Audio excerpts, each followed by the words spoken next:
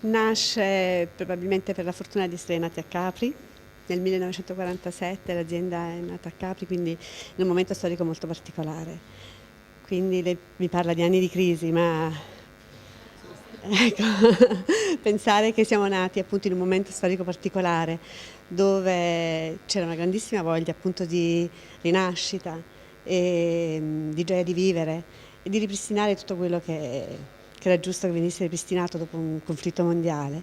Quindi diciamo siamo nati in un momento e in un posto molto speciali e questo ci hanno dato sicuramente un imprinting a fare ancora oggi, gioielli che siano sicuramente classici di contenuto, ma anche innovativi, che debbano comunque sempre sorprendere, piacere indipendentemente dal valore intrinseco. Quindi anche nel gioiello da giorno, prêt-à-porter, non necessariamente un'ostentazione di denaro, ma vuole essere qualcosa che possa piacere al di là delle mode. Io credo che ci sia sempre un utente del bello.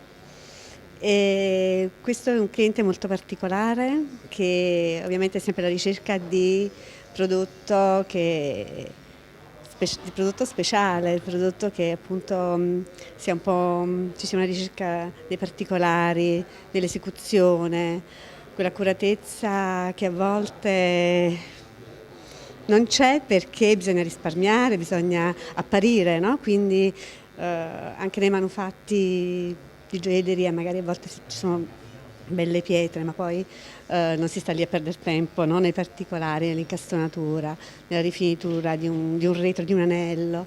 Da noi tutto è veramente accurato e questo devo dire fa sì che l'amante del bello trovi sempre il suo oggetto.